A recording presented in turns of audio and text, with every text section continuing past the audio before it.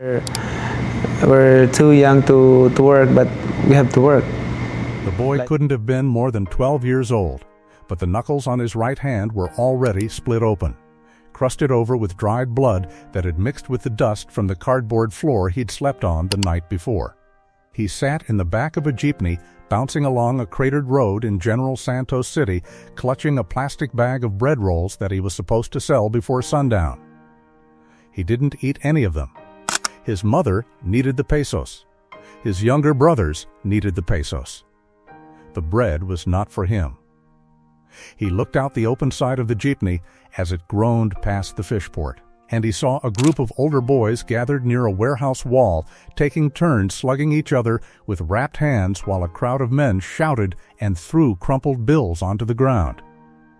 He watched for maybe 10 seconds.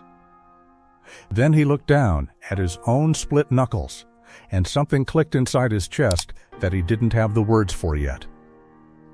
That boy's name was Emmanuel Dapidron Pacquiao. The world would eventually call him Manny. 12 years old, yeah. 12. How often were on you? That afternoon, nobody outside that fishing city knew his name, and the idea that he would one day stand in a boxing ring in Las Vegas while 100 million people in his country stopped everything they were doing to watch him fight would have seemed like a joke told by someone who'd had too much tuba.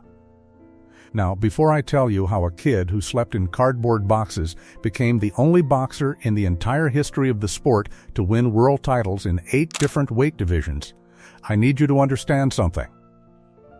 This is not a sports story.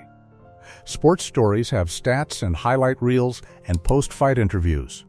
This is a survival story that happened to take place inside a boxing ring, because every single thing Manny Pacquiao ever accomplished in boxing, every belt, every knockout, every record that still hasn't been broken, all of it traces back to one single question that haunted him from the time he was old enough to understand what hunger felt like. And that question was simple. Am I going to let my family starve, or am I going to do something about it? Stick with me, because the answer to that question didn't just change his life, it changed an entire country. Manny was born in Kibawe, a municipality in the province of Bukidnon, but the family moved to General Santos City when he was still small, and General Santos is where his story really begins. His parents, Rosalio and Dionysia, had 6 children. His father was mostly absent, and when he was present, the household was defined by the kind of poverty that doesn't just limit your options, it erases them. There were nights when dinner was rice and salt. There were mornings when there was no breakfast at all. Manny was the kind of kid who would notice that his younger brothers were crying from hunger and would quietly slip out of the house to go find food any way he could. He started selling bread. He started doing odd jobs at the fish port. And then, because General Santos had a small boxing gym, and because the men around the fish port noticed that this scrawny kid could throw hands with surprising speed, he started fighting. Not on television. Not in sanctioned amateur tournaments with headgear and referees who cared about your safety. He started fighting in makeshift rings constructed out of rope and plywood, in backyards and empty lots for crowds of men who bet on the outcome the way people bet on cockfights. He was maybe 14 years old. He weighed practically nothing. And the first time he climbed into one of those rough rings, he was terrified. Not of getting hit. He'd been getting hit his whole life.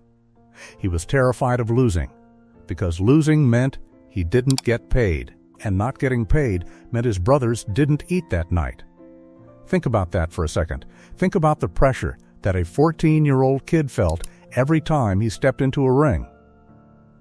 Most professional fighters talk about pressure in terms of legacy and championship belts.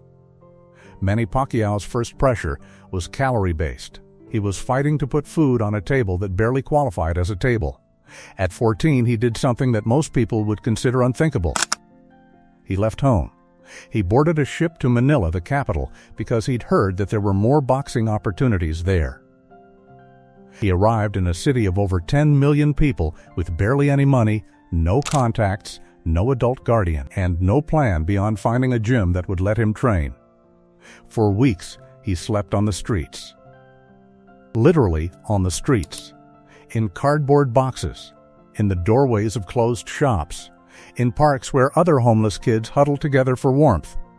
He trained whenever he could find a gym that would let him in, and he fought whenever someone would put him on a card. The pay was laughable. Sometimes he earned the equivalent of $2 American for a fight. $2 for getting punched in the face by grown men. $2 for risking his health, his teeth, his future. And he took it. Every time. Because $2 was more than zero, and zero was what his family had. There's a moment that I want you to really visualize. Picture a teenage boy, maybe 15 years old, sitting alone on the concrete floor of a cramped gym in Manila. It's late at night. The other fighters have gone home. The lights are flickering because the wiring in the building is bad. He's wrapping his own hands with strips of cloth because he doesn't own proper hand wraps. His stomach is empty. His eyes are tired, and in the silence of that empty gym, he throws combinations at the air, left, right, over and over. His fists cutting through the stale air with a speed that even he doesn't fully understand yet. He's not training because a coach told him to. There is no coach. He's not training because there's a fight scheduled. There might not be. He's training because the alternative is giving up, and giving up means dying in this city without anyone ever knowing his name. And that is not acceptable to him. That right there. That refusal to be forgotten. That is the engine that powered everything that came after. Manny turned professional in 1995. He was 16. His official weight at his first pro fight was around 106 pounds. To put that in perspective, that's lighter than most grown men weigh when they're dehydrated. He was fighting in the minimum weight division, which is the lightest weight class in professional boxing, and even there, he was small.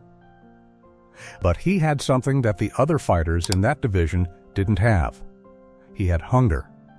Not physical hunger anymore, though that was still there. He had a competitive hunger that bordered on desperation.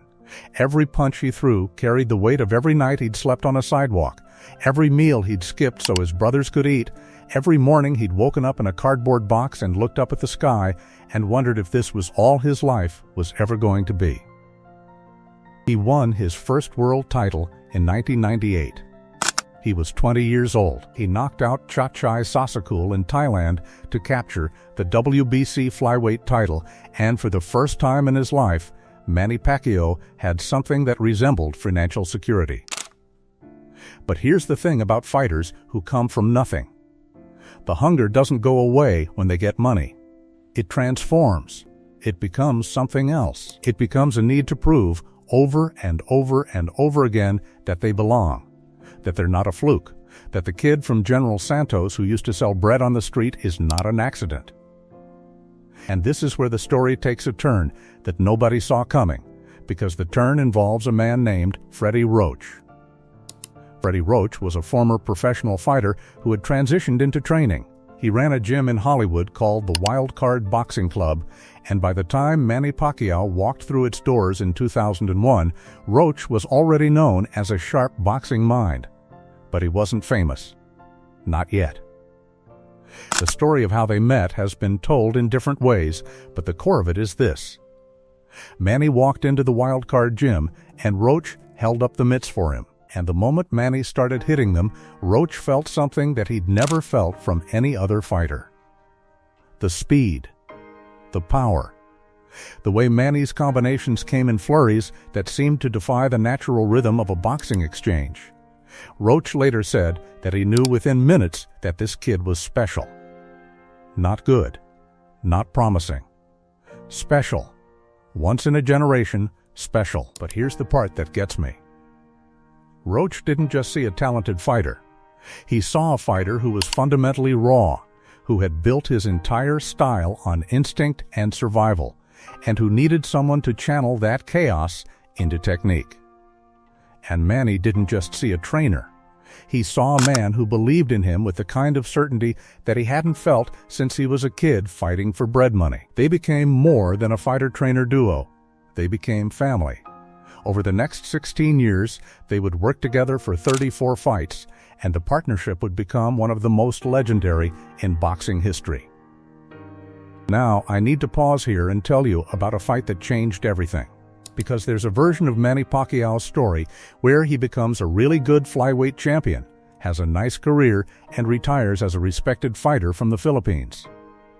That version of the story dies on November 15, 2003. That was the night Manny Pacquiao fought Marco Antonio Barrera. Barrera was a legend. He was a three-division world champion, one of the most technically gifted boxers of his era, and he was fighting at featherweight, which was above Manny's natural weight. Manny was moving up in weight to challenge him, and most of the boxing world thought it was a mistake. They thought Manny was too small, too raw, too one-dimensional to beat a craftsman like Barrera. The odds were against him. The experts were against him. The narrative was against him. And then the bell rang. Manny Pacquiao didn't just beat Marco Antonio Barrera. He dismantled him. He overwhelmed him with speed and pressure and combinations that came from angles Barrera had never seen. He knocked Barrera down in the third round, and then he knocked him down again in the 11th. And by the time Barrera's corner stopped the fight in the 11th round, the boxing world was in a state of collective shock. This kid from the Philippines, this former street vendor who used to sleep in cardboard boxes, had just destroyed one of the best fighters on the planet.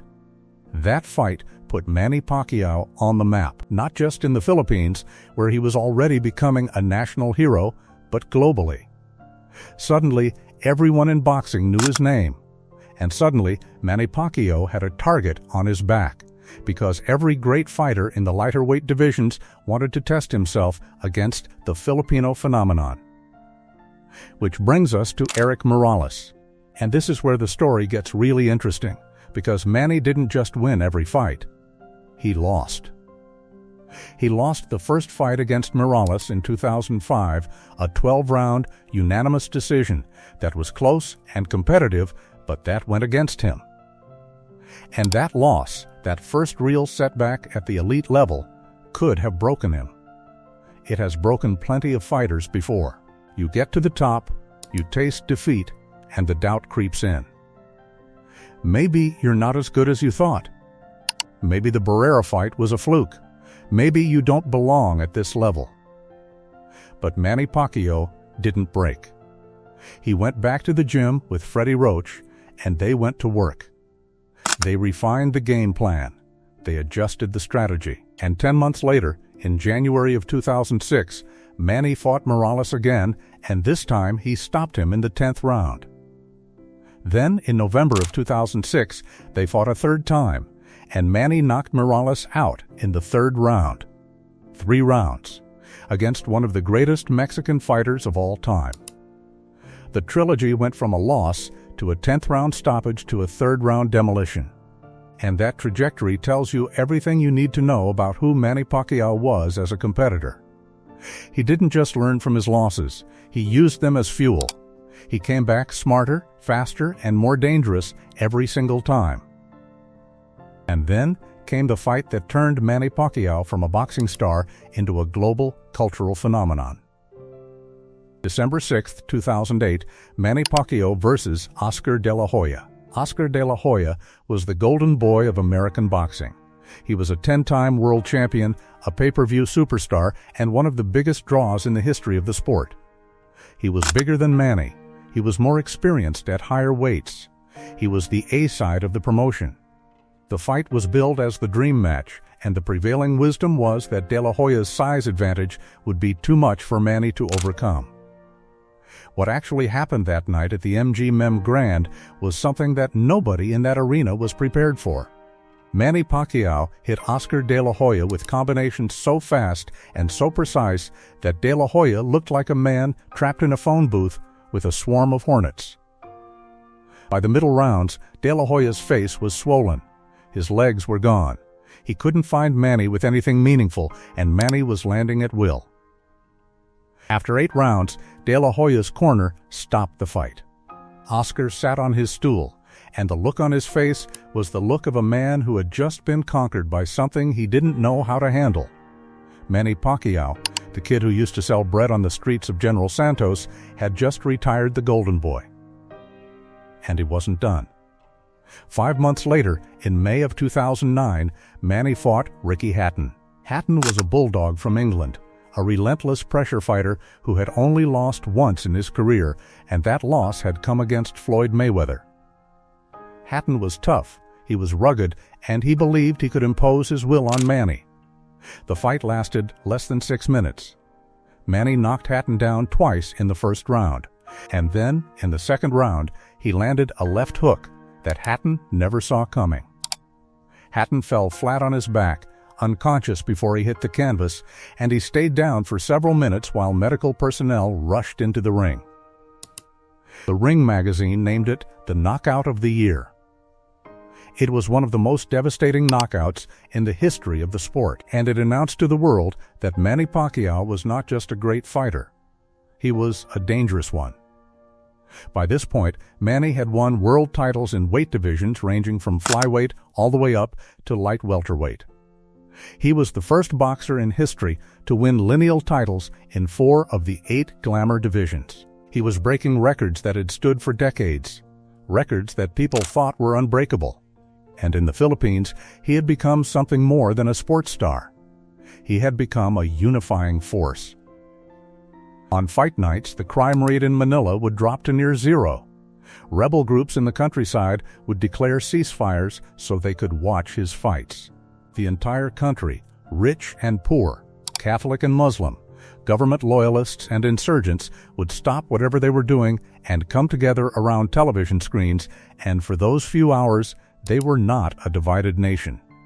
They were one people, united behind a kid from General Santos who had made the impossible look routine.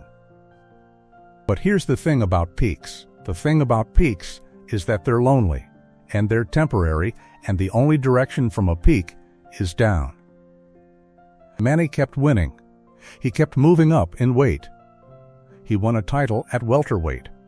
He won a title at super welterweight, making him the only boxer in history to win world titles in 8 different weight divisions. 8? Let me say that again, because the number is so extraordinary that it deserves repetition. 8 different weight divisions, from 112 pounds to 154 pounds. No boxer in the history of the sport, in any era, in any country, has ever done that. Not Ali, not Sugar Ray Robinson, not Mayweather, only Manny Pacquiao. And then came the fight. The one that everyone had been waiting for, the one that was supposed to define his legacy. May 2nd, 2015, Manny Pacquiao versus Floyd Mayweather Jr. The fight of the century. The build-up was enormous. Years of negotiations, collapsed deals, public feuds, and finally, an agreement that brought the 2 biggest stars in boxing together in one ring. The fight generated over $400 million in revenue. It was the richest fight in boxing history. The entire world was watching. And Manny Pacquiao, the man who had spent his entire career fighting with reckless, thrilling aggression, fought a fight that was, by his standards, cautious. Floyd Mayweather was the greatest defensive fighter of his generation, and he did what he always did. He neutralized Manny's offense, he countered effectively, and he won a unanimous decision. It wasn't dramatic. It wasn't the war that fans had dreamed about. And for Manny, it was a defeat that stung in a way that went beyond the scorecards. But here's what people don't talk about enough. After that fight, it was revealed that Manny had fought with a torn rotator cuff in his right shoulder. He had been injured in training camp, and he fought anyway, because the fight was too big, the moment was too big, and the expectations of an entire country were too heavy to let a shoulder injury get in the way. That doesn't change the result. Mayweather won. But it tells you something about who Manny Pacquiao is. He fought the biggest fight of his life with one arm. And he didn't make excuses beforehand. He didn't pull out. He walked into that ring knowing he wasn't at his best, because quitting was never an option for him. quitting had never been an option, not since the day he climbed into a makeshift ring in General Santos as a hungry kid who needed $2 to feed his brothers. Now, I want to take you somewhere else for a moment, because the boxing part of Manny Pacquiao's story, as extraordinary as it is only half the story. The other half is harder to see, and it's arguably more important. Somewhere in the middle of his career, Manny Pacquiao changed, not as a fighter, but as a person. He had always been a Catholic, raised in the faith by his mother Dionysia, who was devout and who carried rosaries and prayed for her son before every fight. But somewhere along the way, Manny experienced something that he describes as a direct encounter with God. He said he heard a voice. He said he was in his room, and he was contemplating the direction of his life, the gambling, the rumors of infidelity, the chaos that comes with sudden and enormous wealth and fame. And he heard a voice that told him to change, to stop, to turn around, to give his life to God. And he did. He became a born-again Christian.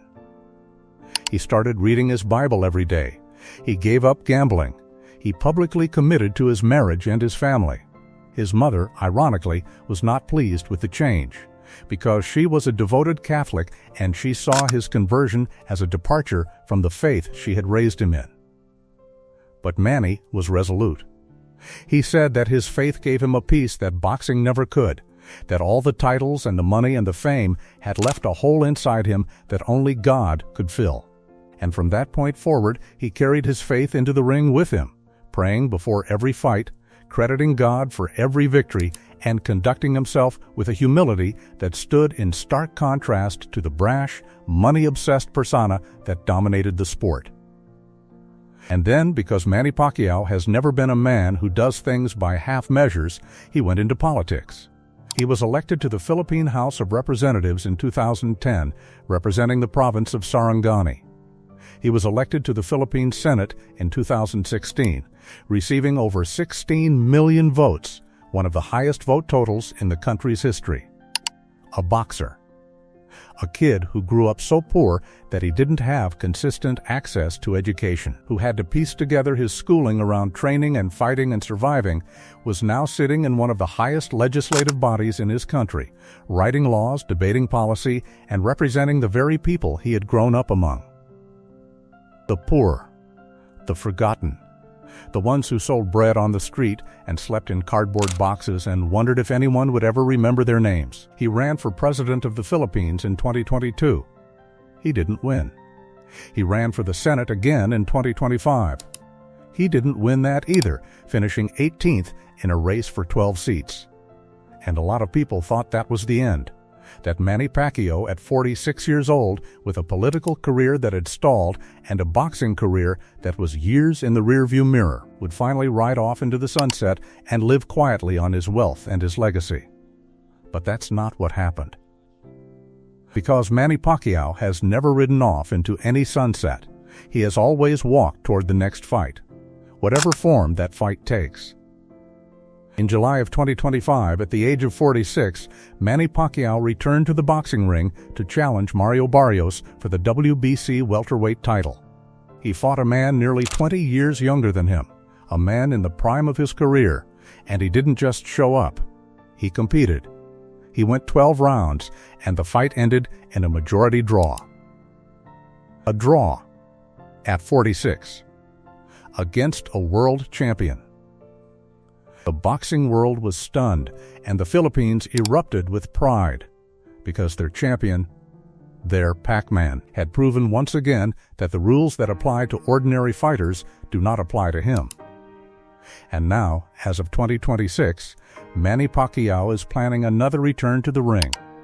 He is 47 years old. He is chasing the record for the oldest welterweight world champion in history, a record he already holds, and he wants to break it again. He wants to keep fighting, not because he needs the money. He is wealthy beyond anything the kid from General Santos could have imagined. Not because he needs the fame, he is already famous beyond what most human beings will ever experience. He wants to keep fighting, because stopping is something that Manny Pacquiao has never known how to do.